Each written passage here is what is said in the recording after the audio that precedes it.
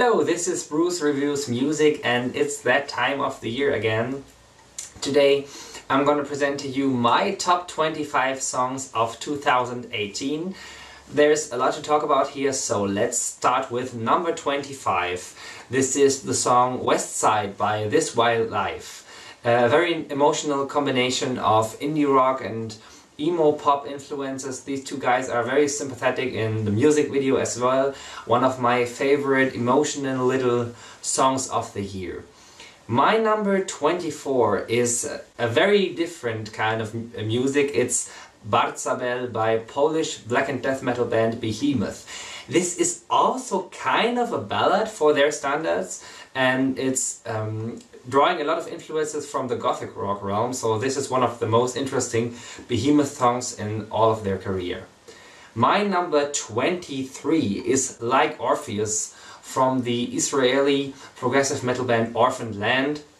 On this song they have the fabulous guest singer Hansi Kürsch from a German melodic and power metal band Blind Guardian, and this is really amazing. This is a symphonic song. This is a very atmospheric with all of these Arab music influences, so this is one of the best metal songs of the year in my opinion. In place number 22 we have rapper Pusha T with his Kanye West produced If You Know You Know, one of the biggest rap songs of the year, and it's very sparse, it's very simple, it's very effective, so this is really a hit for me. Number 21 is an old hero for me, kind of, the band Muse with Thought Contagion. I always had a space in my heart for Muse, although they are a bit campy sometimes, and this alternative rock song with a lot of electronic influences, some small dubstep influences, is really great in my opinion. Their new album, I wasn't too fond of it, but I liked it better than their last 2 or 3 albums, and Thought Contagion is really the best track on this interesting 80s influenced alternative rock record. My number 20 is by the Swiss band Zeal and Ardor, the song Built on Ashes. This is really bringing their gospel and black metal combination to life. This is a big song, this is very emotional, this is the closing track on their new album, and it overwhelmed me live as well in a concert that I saw from Zeal and Ardor, so this is one of my songs of the year. My number 19 is a song by Italian singer Annalisa Scarone. It's Il Mondo Prima di Te, and I really like Italo Pop, and this Italo Pop ballad is my late favorite of the Italian Sanremo festival. I always enjoy watching Sanremo, and this was my favorite in the end, Annalisa Scarone. My number 18 is This Is America by American rapper Childish Gambino. And this is a song that was much talked about on the internet. There were a lot of memes considering this song, and it's very interesting music video, so that is an argument for it, but it's also a very simple, effective combination of good lyrics and an interesting kind of eclectic song structure, and this is one of the songs to hear in 2018 in my opinion. In position 17 I have Baltimore by Gabriel Kahane. Gabriel Kahane had the opportunity to drive by train through the United States and make an album about it, and Baltimore is the best product of this journey in my opinion. It's a very beautiful, very sparse piano ballad, and a very interesting portrait of the United States in 2018. My number 16 is Danza de Gardenias by Natalia Lafourcade, and this Mexican folk song is the prime example of the great things Natalia Lafourcade did on her new album. This is a really energetic, vibrant Mexican folk song, brings the whole energy of this music style to life with great guitar work, great vocals, just a really, really beautiful song. In number 15, it's All the Stars by Kendrick Lamar and SZA. This is one of my favorite hit songs, if not my favorite hit song, from 2018. It was part of the Black Panther soundtrack, a nice little Marvel movie in my opinion, and All the Stars captures the feeling of the movie very well, but also the personality of Kendrick Lamar and SZA have a great chemistry here. This song is bringing this Yeah, this black atmosphere really good to live, and I really like this. My number 14 is a song by Coheed and Cambria from their great new album Vaxis Volume 1. It's Unheavenly Creatures. A fast song, it's really energetic, driven by synth, as well as the classic rock instrumentation that Coheed and Cambria bring forward as usual. This is one of their great hits. They really managed to write very catchy rock songs, and this is one of their catchiest ones. My number 13 is a song by Sam Vanslaw, a Canadian songwriter, and it's Gabie. Gabie is a really nice, sweet little pop song. The topic is very interesting. It's about gay couples adopting children and all the things that come with it, the love they bring for the children and so on. And it's really a cute pop song, but there is a lot behind it, so I really like this one, and it's also catchy as hell. My number 12 is a glitch pop song by James Blake. It's If the Car Beside You Moves Ahead, and this is really interesting. I wasn't too fond of the last James Blake record, but his new singles are so amazing that I'm so much anticipating his new album. This song is extremely glitchy. He has played a lot around with his vocals in this one, but it still managed to have this tense feeling, this kind of mixture of electronic sounds and a real pop aesthetic, so that really works well for me. My number 11 is the new Ghost single, Rats, which was, at the first listening I thought it's okay, but it's a real grower. And that's because the chorus is so catchy. When you hear it 2, 3, 4 times, it becomes even better.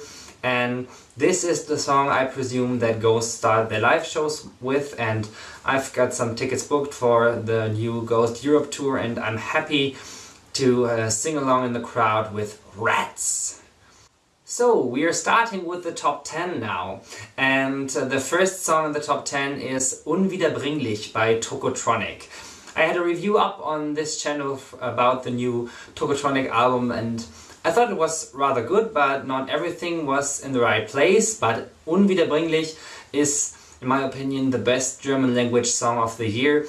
It's a song about the death of a friend and how news spread in the 90s when nobody had cell phones and everything was still a bit slower. And this creates an interesting kind of emotional connection between how these bad news spread and how these bad news feel for you. And I think this is one of the most emotional songs of the year, and the musical production with all these extra instruments is really great. So Unwiederbringlich is my number 10. In spot number 9, it's Lovers in the Rain by Swedish rock band The Night Flight Orchestra. Night Flight Orchestra is a side project of some different metal bands, Arch Enemy and Soilwork, for example, and they don't play metal, they play 80s rock with influences from bands like Toto, Journey and Foreigner, for example. And I don't really like 80s rock. I don't like AOR, I don't like yacht rock all that much, but I think the Night Flight Orchestra are really great because they have the tightest songwriting in rock, in my opinion, in these days. And Lovers in the Rain is a great song. It's got an emotional, captivating chorus, and the singing is so great. The vocalist is so great on this song. So Lovers in the Rain is my number 9. My number 8 is the single Blue Vapor by Marissa Sinatra. Marissa Sinatra is always a singles artist for me. Her albums seem not to manage to have this great quality for a whole record, but these songs are so great. Some people call her the indie Lana Del Rey, and I think this comparison really works because she has that pop sensibility within her songwriting, this haunting, beautiful voice, and Blue Vapor is such a great song with nods to a lot of the songwriting tradition in the United States, and this is one of my favorite ballads of the year, my number 8. My number 7 is The Lament by Swedish gothic metal, death metal band Tribulation. Their new record was really interesting for me because At first I thought it was okay, the songwriting was not that great, but this was one of the albums of this year that's really sticked with me. I heard it so many times, and The Lament was the song I heard the most. This is a really great gothic metal song with some simple but very effective riffs, great vocals, and it just gives these atmospheres from gothic rock into death metal and into some kinds of psychedelic metal, black metal. So there is a lot going on here, but it works so tight because the songwriting is so great. This is my number 7, The Lament. My number 6 is Guest House by Daughters.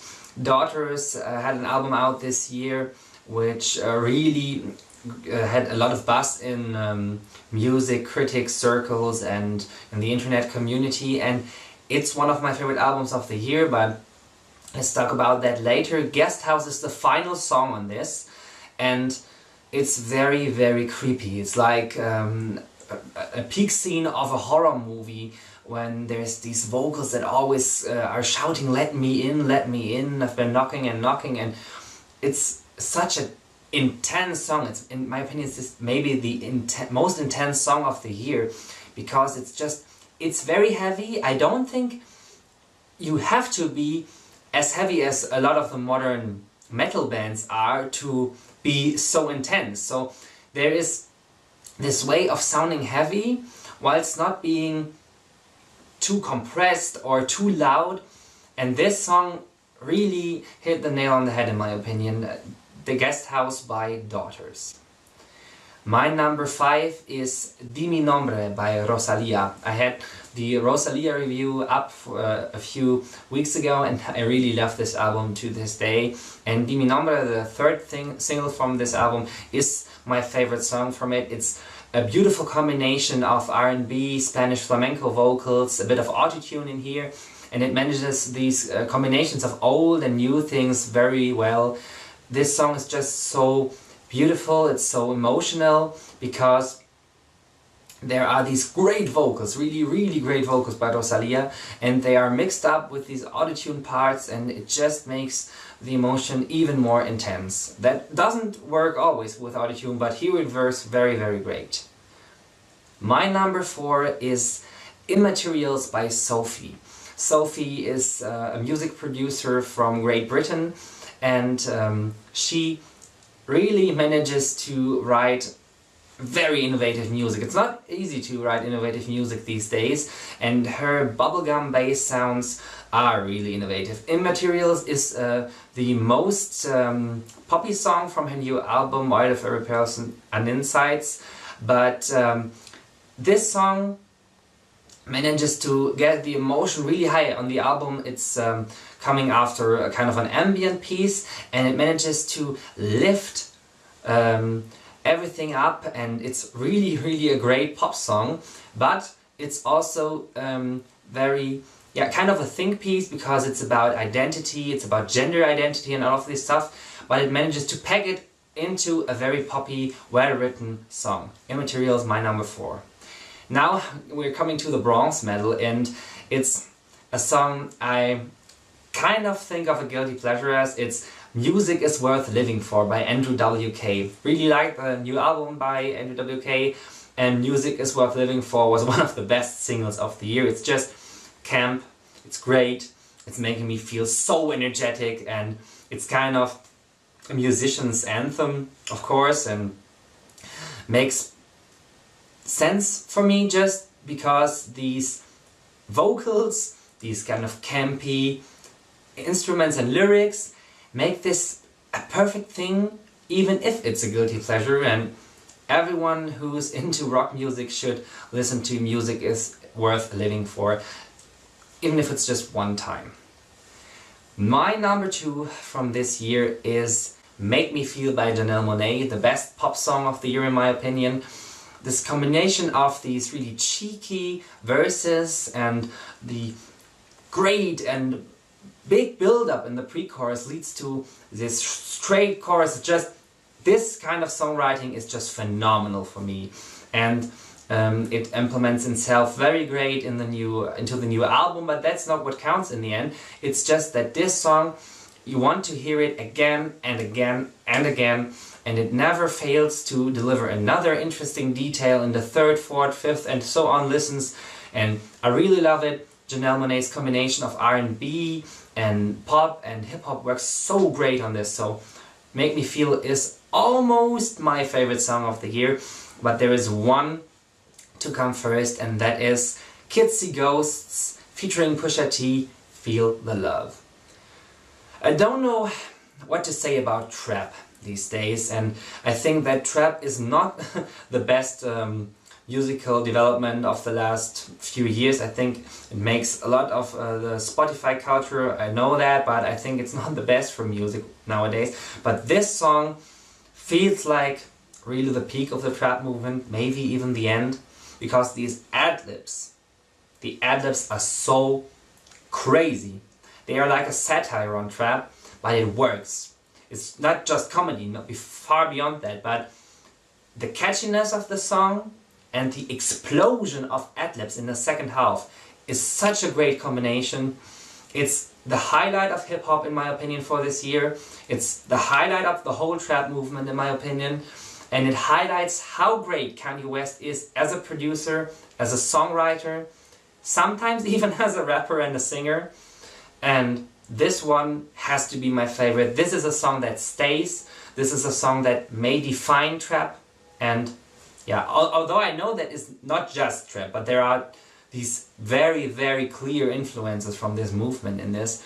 And there is just this way of dealing with the things that it brings with it that makes me such a fan of Feel the Love by Kids See Ghosts featuring Pusha T. My number one of 2018.